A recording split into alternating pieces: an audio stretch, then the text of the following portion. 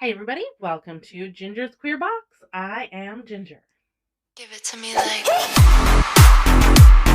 So we're going to dive into the conversation about consent today and looking at all the different models of consent that are out there. Consent has evolved over time. When I was a kid, and I'm, a kid of the 80s era, consent was no means no. Now, the problem with no means no is that it puts all of the onus for consent on the person being pursued or requested. So, if you're requesting sex or sexual activity from somebody, it's up to them to say no. And then, as the requestee, it's up to you to honor that. Now, there's nothing wrong with that. No absolutely should mean no. The evolution of no means no evolved into yes means yes, which means that instead of looking for someone to say no when, maybe they couldn't say no. So if they couldn't say no, then that obviously meant yes, right? What if they were inebriated, or what if they were unconscious, or what if they were nonverbal?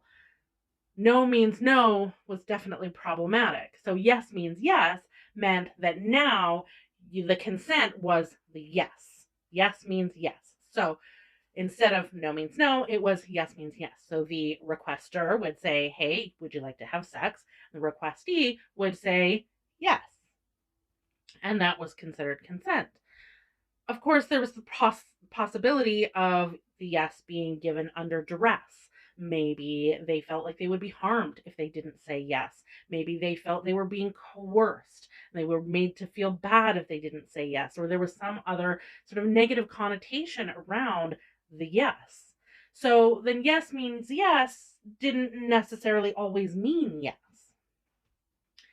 So the evolution of yes means yes became yes, but it needs to be enthusiastic. So enthusiastic consent is where we went from no means no to yes means yes to enthusiastic consent, which means it's not just a yes, it's a yes. And yes, enthusiastic consent is absolutely a great benchmark. Enthusiastic consent means that the consent that you're being given, it has enthusiasm and passion and energy behind it, and that it is not coming from a place of, yes, okay, sure. But from there, enthusiastic consent kind of takes away from some other types of consent that I also want to talk about. So, when we talk about enthusiastic consent, we talk about it in a way that basically means we don't want to have sex or sexual activity with anybody who is not enthusiastically involved and really wanting to be there. It's a great way to think about whether or not your partner is really as involved and into it as you are. But there are some other types of consent that fall outside of that enthusiastic consent model, but are still true consent. For example, you can have implied consent.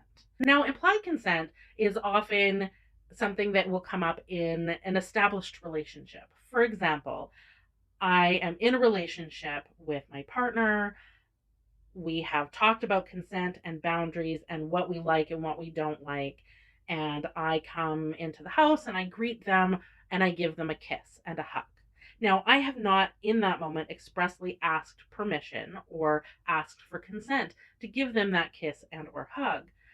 The implication is that because we have established earlier in our relationship that that is a consensual activity for me to give them that kiss or hug upon greeting, that I have the implied consent that that is still okay. Now, they at any time can say, actually, you know what, I'm not feeling that kind of activity. I don't really want that form of affection right now. So I'm going to say no. Totally appropriate. The implication was there to begin with. The consent is revocable. We move on. And we can renegotiate those boundaries at another time. And then there is a term that you might hear as blanket consent. So, blanket consent, again, generally happens within an established relationship dynamic.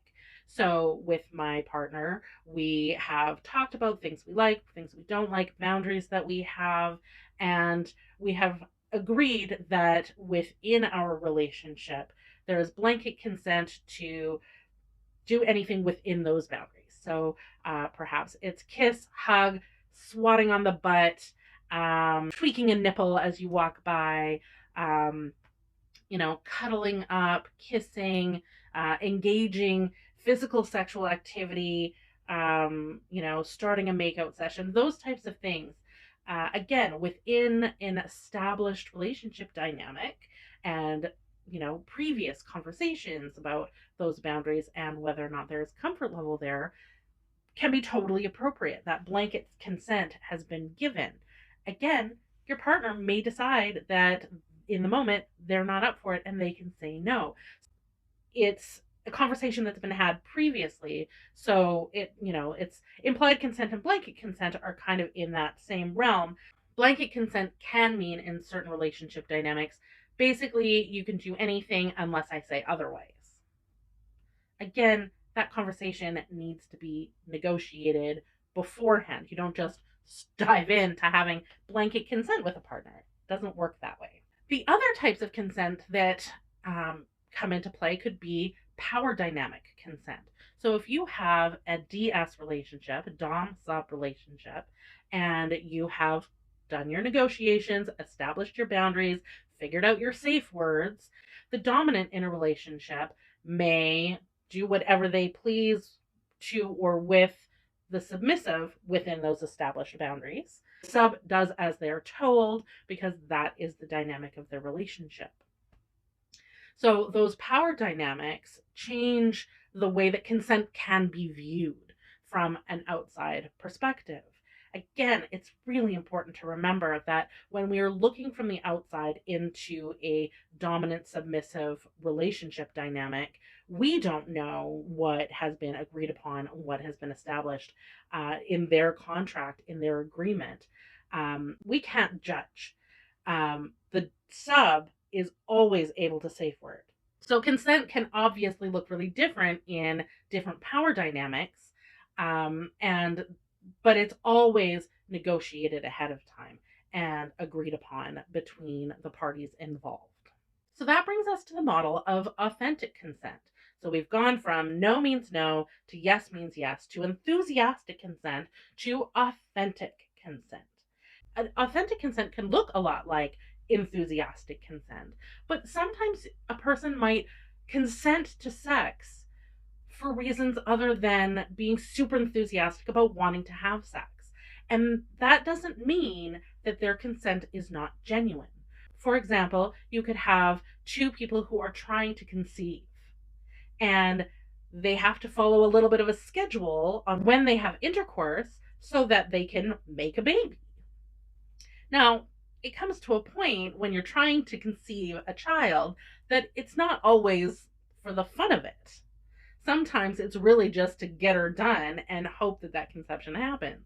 The consent is still there for both parties, but it may not be super enthusiastic. That doesn't mean that it is not genuine and valid consent.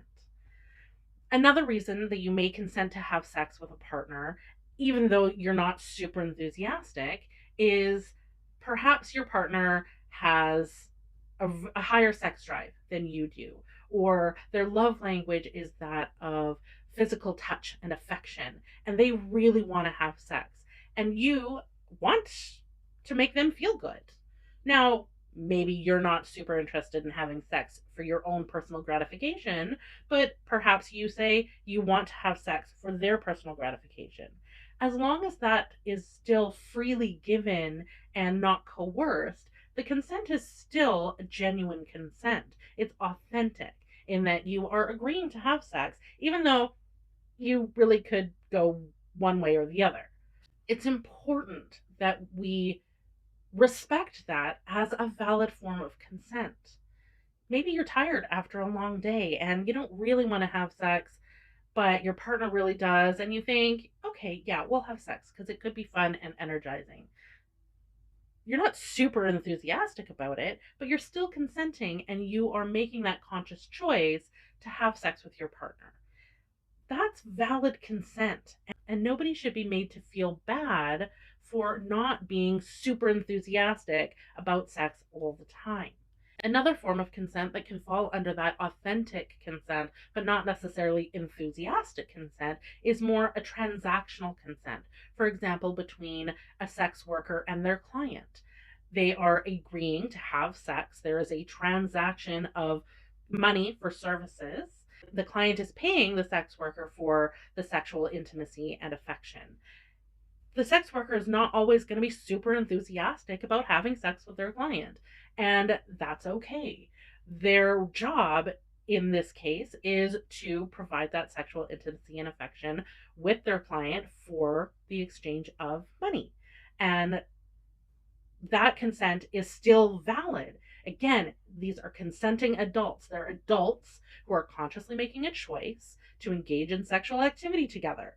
And other things that could fall under the authentic consent model is wanting to have sex so that you can get that endorphin rush, mutually masturbating with somebody so you can feel better about yourself, having sex because it is a mood booster or it makes you feel sexy. There's a lot of reasons to consent to have sex that don't always fall into that super enthusiastic model.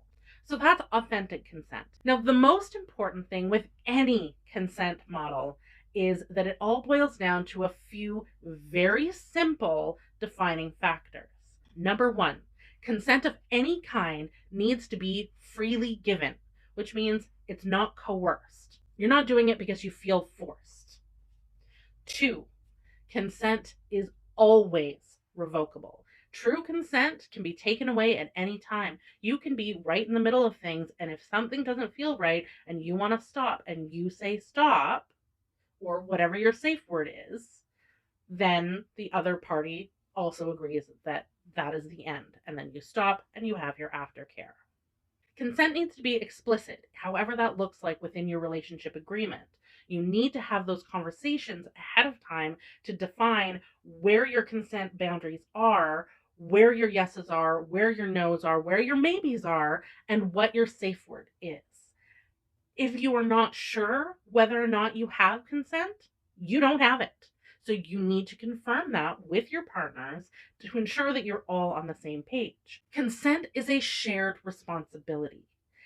Everybody involved is responsible for obtaining the consent and for giving the consent. If it is not a two-way street, it's not true authentic consent. Withdrawal of consent does not require an explanation or a justification. It may hurt your feelings to be told no or to stop, but that is something that you need to deal with and process for yourself. It's okay to feel disappointed as long as the no or the withdrawal of consent is respected. And one of the most important things about consent and the withdrawal of consent is that you do not get to decide somebody's level of consent ever. No, or whatever your safety word is a full sentence. So that's us looking into the evolution of the models of consent. You can see how things have changed between the no means no to authentic consent, and things will continue to evolve as we grow as a society and as people and couples and people who are engaging in sexual activity. It's important for things to continue to evolve and for the conversation to continue happening. So if you have something to add, please drop it in the comments below, shoot me a message. Let's continue talking about consent and making sure that everybody is on the same page so that we can all continue to have the safe, fun, consensual, happy sex that we all love and enjoy. So that's it for me today. I hope you enjoyed this episode. Make sure to like and subscribe, join in the comments, and as always, enjoy those good vibes.